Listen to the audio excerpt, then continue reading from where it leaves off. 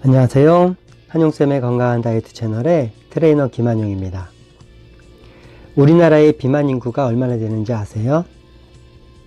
통계에 의하면 우리나라의 비만 인구는 40%가 넘는다고 합니다.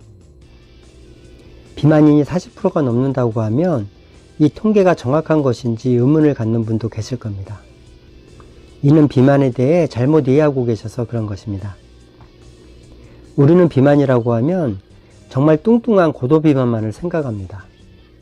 하지만 체중이 많이 나가는 고도비만만이 비만은 아닙니다. 체중은 정상 범위라도 마른 비만이나 복부 비만인 분들도 있습니다.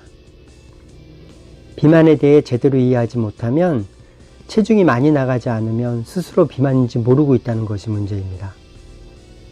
문제를 알아야 답을 찾을 수 있는데 문제조차도 모르고 있는 격이지요. 마른 비만과 복부 비만인 분들이 건강에 악영향을 주는 내장지방이 많기 때문에 더 시급하게 관리를 해야 함에도 인지하지 못하고 있다는 사실입니다. 지방이 지나친 축적은 미용상의 문제만이 아니라 건강에 악영향을 주기 때문에 반드시 관리해야 합니다. 실제로 비만이 머리부터 발끝까지 수많은 질병의 발병률을 높인다고 합니다. 세계보건기구는 비만을 각종 질환의 원인이며 그 자체가 치료하기 힘든 질병으로 보고 있습니다.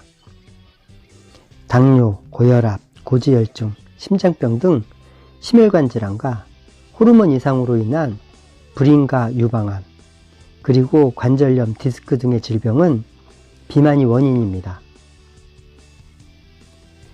복부 비만이 있을 경우 증가된 내장지방이 혈중 인슐린 수치를 높여 고지혈증, 지방간, 고혈압, 당뇨병 등을 유발할 수 있습니다.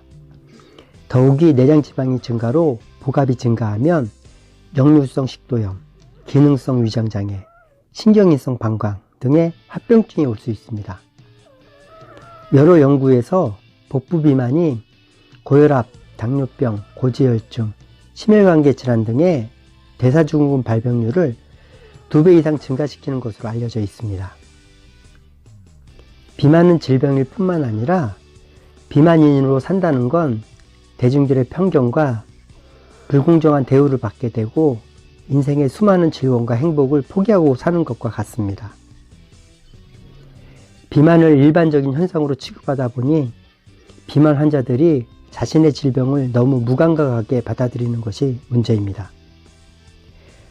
다시 비만 얘기로 돌아와서 체중은 정상 범위라도 체지방의 비율이 적정 수준 이상이면 비만입니다.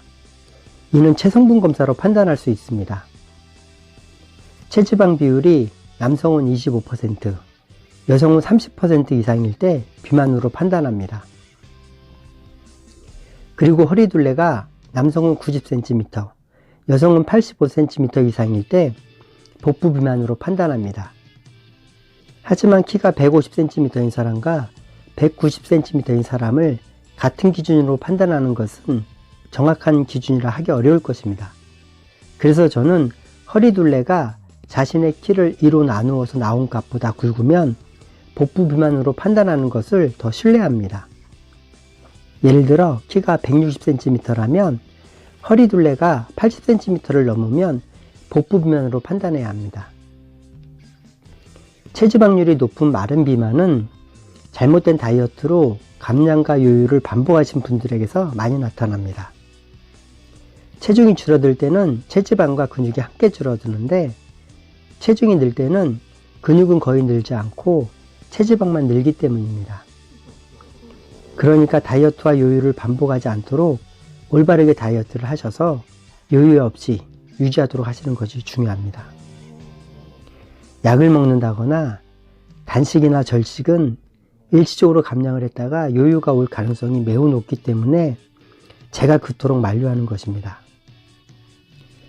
복부 비만은 주로 가식이나 폭식을 자주 하시는 분과 음주를 즐기는 분들에게서 많이 나타납니다. 지나치게 섭취 칼로리를 줄이면 과식이나 폭식을 하기 쉽습니다. 제때 적당량을 드시는 것이 좋습니다. 술은 다이어트에 집중하는 기간 동안만이라도 꼭 금주하셨으면 좋겠습니다. 여러분의 성공을 응원합니다. 화이팅!